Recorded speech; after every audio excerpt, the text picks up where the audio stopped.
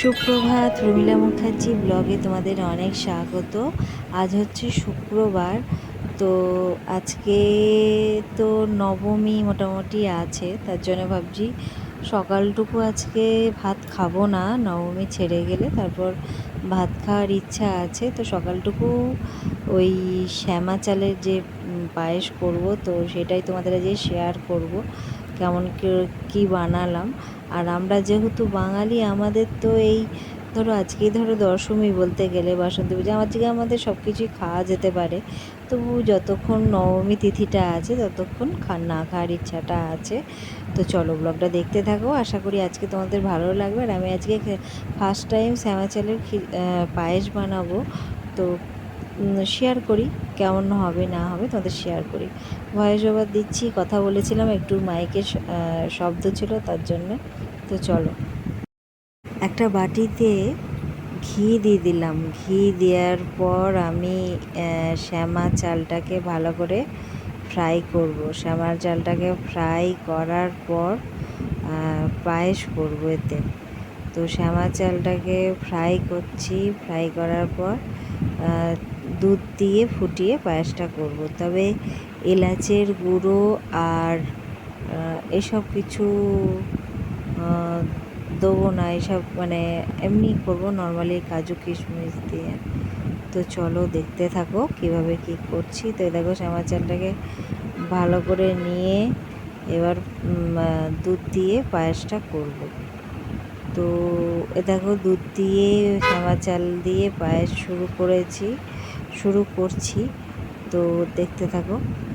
তো দেখো দুধ দিয়ে দিলাম, দুধের মধ্যেই ওই শ্যামা চালটাকে দিয়ে দিলাম। এরপর এটা ফুটবে, আর তারপরে একটু সেদ্ধ হয়ে গেলে আমি এর মধ্যে কাজু বাদাম আর কিশমিশটা দেবো। তো এলাচটা এখন দেওয়া হয়নি, তোমরা চাইলে এলাচটাও দিতে পারো। তো এই যারা মনে করছে অন্ন খাবো না, তো এই শ্যামা চালটায় খাওয়া যেতে পারে। যেহেতু নবমী তিথিটা আছে বলে আমি মানে অন্নটা না খেয়ে মানে শ্যামা চালটারই পায়েস করছি।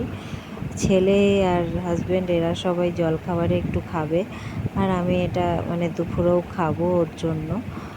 ওদের জন্যে দুপুরবেলায় চিকেন করব।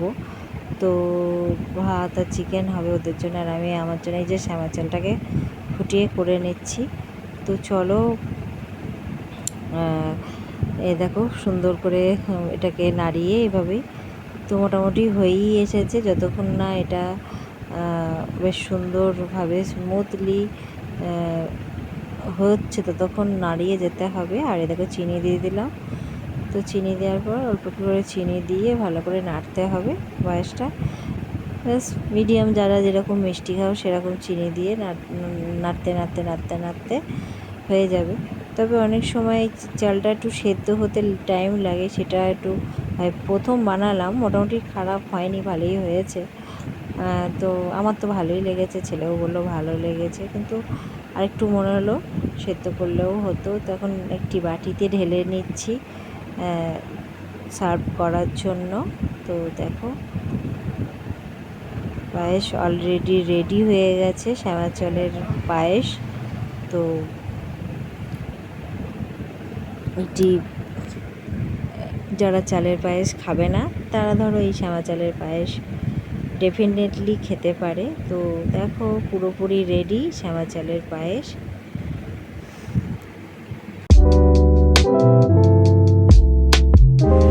তো বন্ধুরা, আজকের ব্লগটা এখানেই শেষ করছি। আজকে ওই পায়েসটুকু তোমাদের শেয়ার করলাম, আর কিছু শেয়ার করলাম না।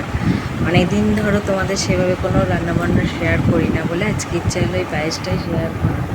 তো যদি তোমরা এরকম বানিয়ে থাকো, জানো সবাই এটা হয়তো, আমি মনে করি। তো আমি ফার্স্ট টাইম বানালাম তাই তোমাদের শেয়ার করলাম। যারা জানো না তারাও করতে পারবে, যারা জানো না এটা তাদের জন্য। আর যারা জানো তো জানোই, আরও হয়তো ভালো করেও করতে পারো। সে যে যেমন করে করে না, আমি আমার মতন করে করলাম, কারণ রান্না করাটাও একটা আর্ট আছে, তো নিজস্বতা আছে।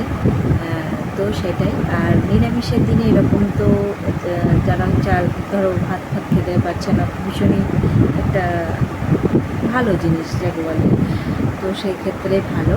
তো সবার ভালো কাটুক দিনটা। তো যাই হোক, আজকে আমি ব্লগ এখানে শেষ করি। সবাই সুস্থ থাকো, ভালো থাকো, নেক্সট ব্লগে আবার দেখা হবে। আজকের মতো টাটা।